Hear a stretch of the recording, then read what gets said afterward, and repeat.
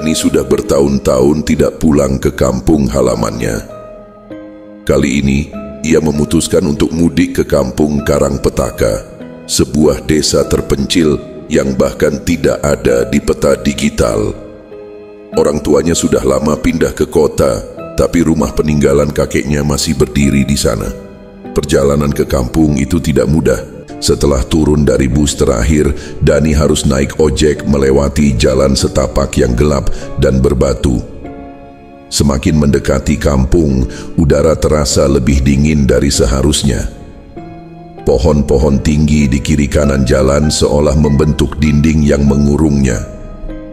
Sang pengojek, seorang pria tua, tidak banyak bicara, hanya sesekali melirik ke belakang dengan ekspresi gelisah. "Sampai sini aja ya mas," katanya tiba-tiba, berhenti mendadak di depan gapura kayu tua yang kusam. Pria itu menggeleng cepat. "Maaf mas, saya nggak berani masuk kampung ini setelah maghrib." Dani merasa aneh, tapi tak ingin berdebat. Setelah membayar, ia melangkah masuk ke kampung Karangpetaka. Suasana sunyi, terlalu sunyi untuk ukuran desa. Rumah-rumah kayu tua berjajar di sepanjang jalan tanah, tapi tidak ada tanda-tanda kehidupan. Tidak ada anak kecil berlarian, tidak ada ibu-ibu berbincang di teras, tidak ada suara hewan ternak. Hanya ada angin yang berbisik di sela pepohonan. Dani menelan ludah dan mempercepat langkah menuju rumah kakeknya. Sesampainya di sana, ia membuka pintu yang tidak dikunci. Di dalamnya, semuanya masih seperti dulu, perabot kayu tua, lampu minyak di sudut ruangan, dan foto kakeknya yang tersenyum kaku di dinding. Ia merasa merinding. Tiba-tiba, suara berderit terdengar dari lantai atas. Seseorang berjalan di atas sana. Dani membeku. Bukankah rumah ini seharusnya kosong? Dengan hati-hati, ia naik ke lantai 2. Lorong sempit dengan beberapa pintu kamar membentang di depannya. Suara langkah tadi hilang, tapi udara terasa lebih berat. Ia membuka pintu kamar yang dulu miliknya. Debu menutupi ranjang dan meja kayu di sudut ruangan. Tidak ada siapa-siapa. Saat hendak berbalik, sesuatu menarik perhatiannya. Ada bingkai foto di meja. Fotonya saat kecil, tapi ada yang aneh. Dalam foto itu, ia berdiri di samping seorang anak laki-laki yang wajahnya sangat mirip dengannya. Padahal, Dani ingat betul, ia anak tunggal. Jantungnya berdegup kencang. "Siapa anak ini?" "Kau sudah kembali?" Suara lirih bergema dari belakangnya. Dani membalikan badan dengan cepat.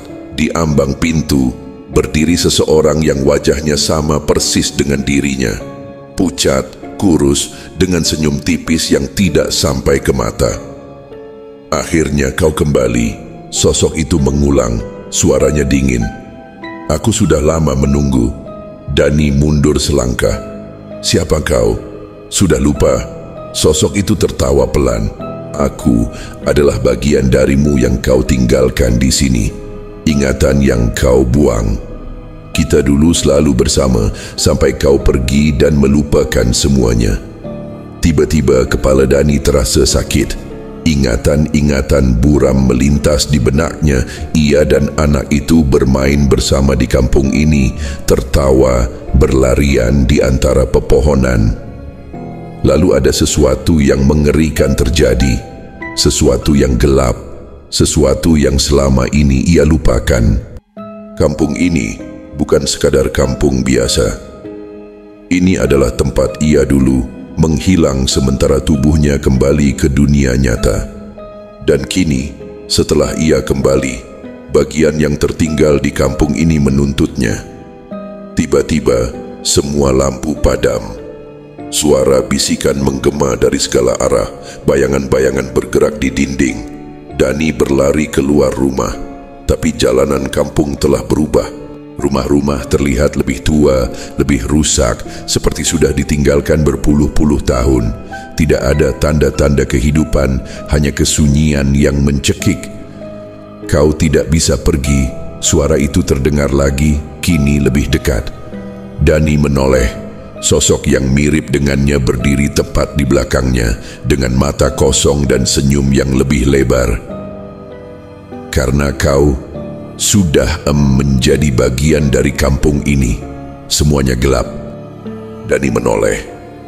Sosok yang mirip dengannya berdiri tepat di belakangnya dengan mata kosong dan senyum yang lebih lebar.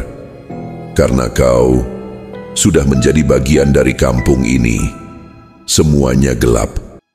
Keesokan paginya, seorang pengojek yang kebetulan lewat melihat sesuatu yang aneh.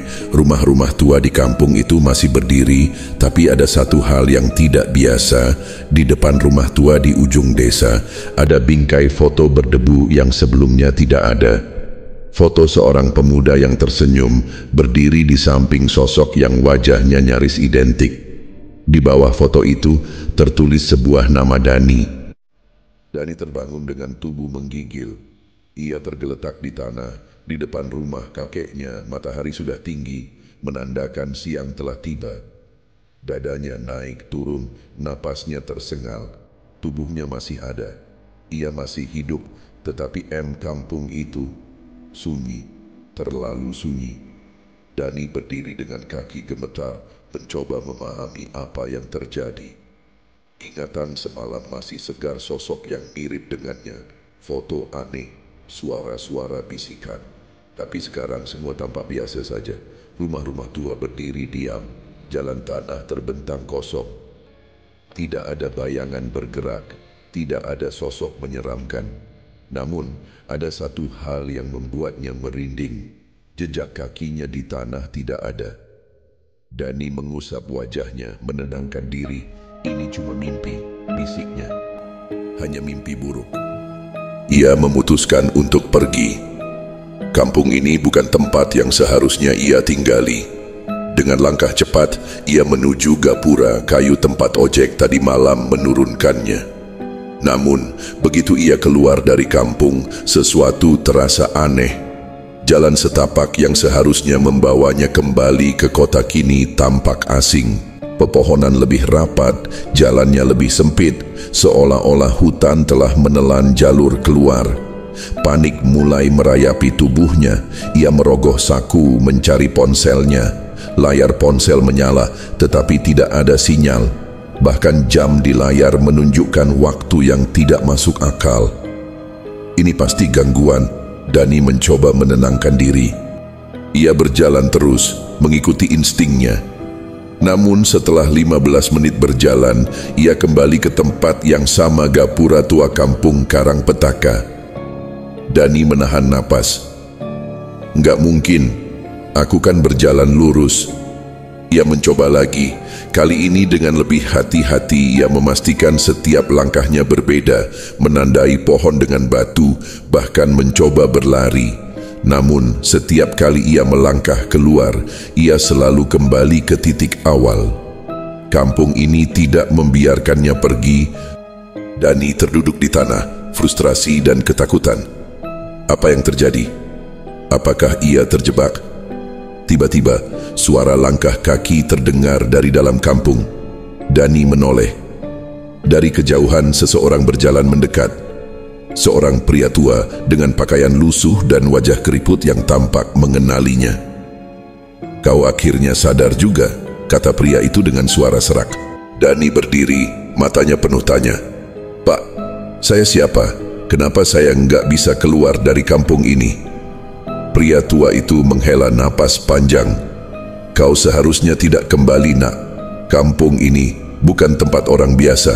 Kau pernah di sini bertahun-tahun lalu. Kau sudah pergi, tapi separuh jiwamu tetap tertinggal. Dan sekarang saat kau kembali, kampung ini tidak akan membiarkanmu pergi lagi. Tapi saya masih hidup. Saya bukan bagian dari kampung ini. Dani membantah, suaranya bergetar. Pria tua itu menatapnya dalam-dalam. Benarkah? Perlahan, pria itu mengeluarkan sebuah cermin kecil dari sakunya dan menyerahkannya pada Dani. Dengan tangan gemetar, Dani menerimanya dan mengangkatnya ke wajahnya sendiri. Tidak ada pantulan Dani menjatuhkan cermin itu. Pecah berkeping-keping di tanah. Jantungnya berdegup kencang. Tidak mungkin. Ini tidak mungkin. Ia masih bisa merasakan tubuhnya. Ia masih bisa bernapas. Ia masih bisa berpikir. Tetapi jika ia masih hidup, kenapa ia tidak memiliki bayangan pria tua itu hanya menatapnya dengan iba? Kau sudah lama mati di sini, nak. Kau hanya belum menyadarinya. Angin bertiup lebih dingin. Suara-suara bisikan kembali terdengar di udara. Dani menutup telinganya, berusaha menyangkal semuanya. Tidak, aku masih hidup. Dan saat itulah dari kejauhan, di dalam kampung yang mulai diselimuti kabut, sosok yang mirip dengannya berdiri di sana, tersenyum, menunggu. Dani mundur beberapa langkah, matanya terpaku pada sosok yang berdiri di tengah kabut. Sosok itu dirinya sendiri, tetapi lebih pucat, lebih kurus, dengan tatapan kosong yang membuat bulu kuduknya meremang. Aku masih hidup. Dani mengulanginya lagi, seolah-olah jika ia terus mengatakan itu, semuanya akan kembali normal. Sosok itu tersenyum lebih lebar. Tidak, kau hanya belum menerima kebenarannya. Dani menoleh ke pria tua di sampingnya. Tolong saya harus keluar dari sini. Pria tua itu menghela napas.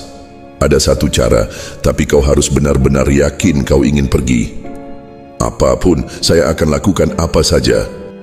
Pria tua itu menatap Dani dengan serius. Kau harus menemukan tubuhmu.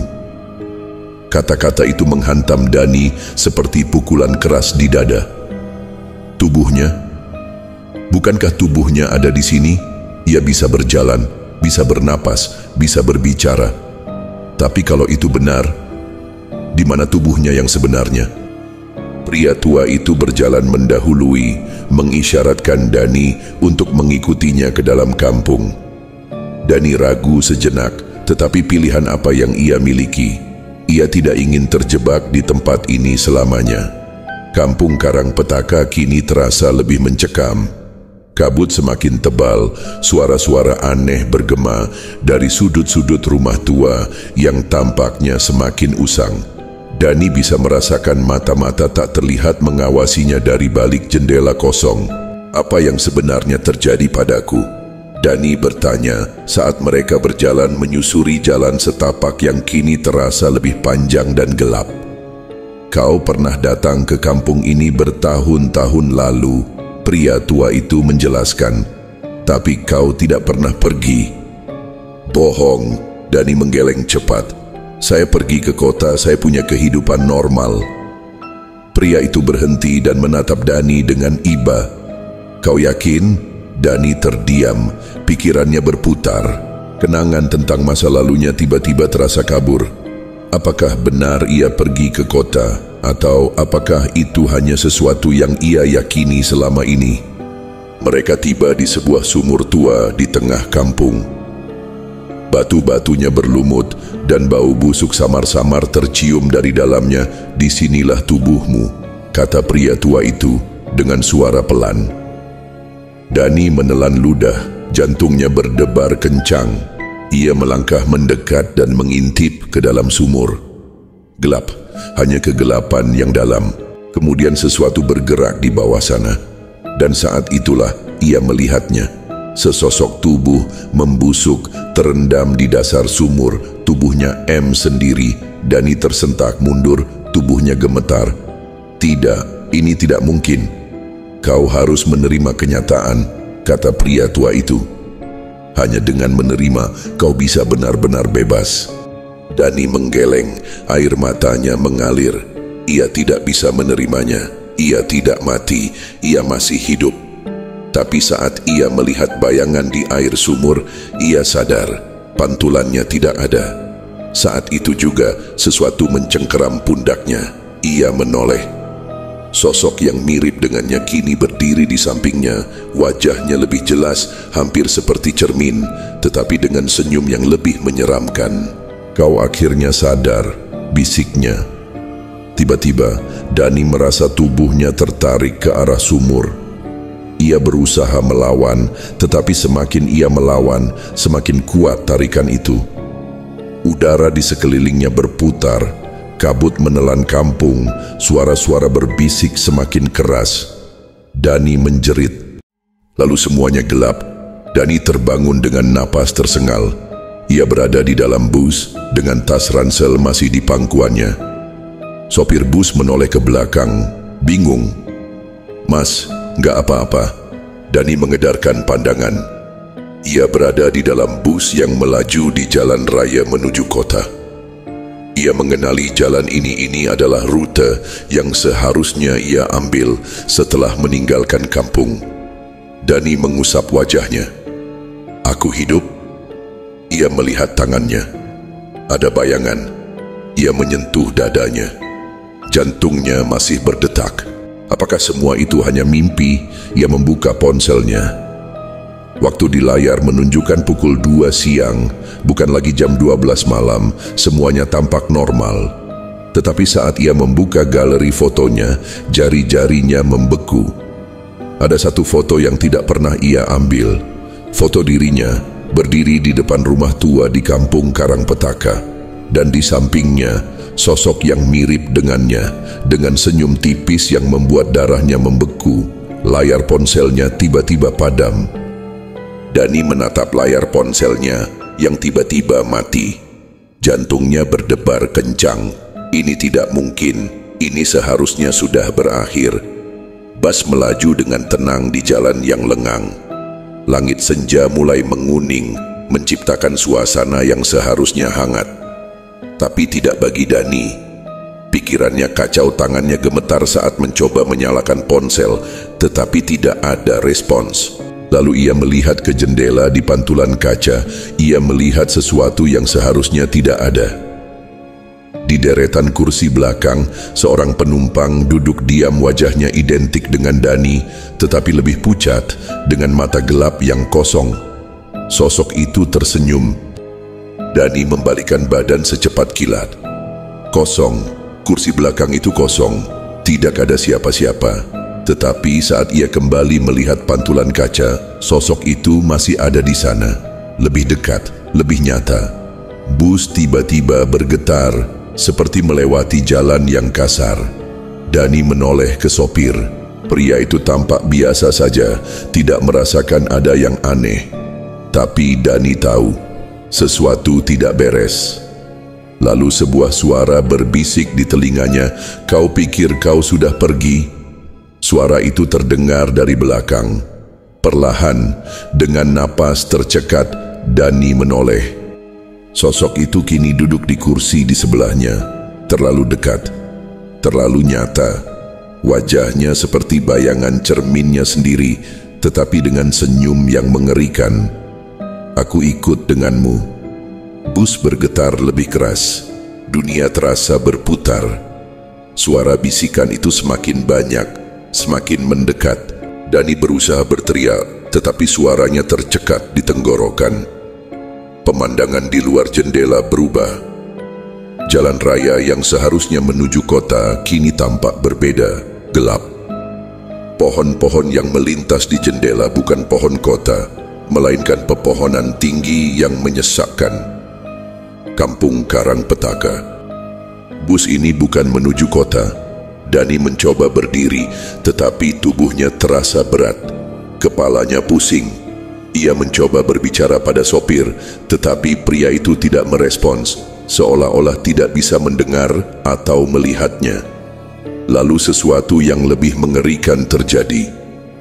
Penumpang lain yang tadi ia anggap orang biasa perlahan menoleh ke arahnya, satu persatu. Wajah mereka kosong, mata mereka hitam pekat. Mereka menatapnya tanpa ekspresi, tanpa emosi. Mereka bukan manusia. "Tidak, ini tidak mungkin." Dani berbisik. Sosok di sebelahnya mendekatkan wajahnya. Dan dengan suara lirih yang mengerikan, ia berkata, "Kau tidak pernah benar-benar pergi." Keesokan paginya, seorang pria tua duduk di warung kecil di pinggir jalan. Ia menyesap kopinya sambil mengamati jalanan sepi yang menuju desa Karangpetaka. Di kejauhan, ia melihat sebuah bus tua melaju perlahan seperti datang entah dari mana. Bus itu berhenti di seberang warung. Pintunya terbuka, tetapi tidak ada penumpang yang turun. Sopirnya duduk diam, wajahnya kosong, matanya menatap lurus ke depan. Pria tua itu menghela napas. Lagi-lagi ada yang tersesat. Gumamnya pelan. Ia menyesap kopi terakhirnya sebelum berdiri dan berjalan pergi. Bus itu tetap di sana. Kosong. Sunyi. Tetapi jika seseorang cukup berani untuk melihat ke dalam, mereka akan menyadari sesuatu yang mengerikan. Di kursi paling belakang samar-samar terlihat pantulan seseorang. Seorang pemuda yang menatap keluar dengan mata kosong, terjebak di dalam pantulan jendela. Tersesat di antara dunia yang nyata dan yang tak terlihat. Dan namanya adalah Dani. Terima kasih sudah menonton. Jika kalian suka video ini, jangan lupa like, share, dan subscribe agar tidak ketinggalan kisah-kisah horor lainnya. Punya pengalaman mistis? Tulis di kolom komentar. Siapa tahu cerita kalian akan kita bahas di video berikutnya. Sampai jumpa.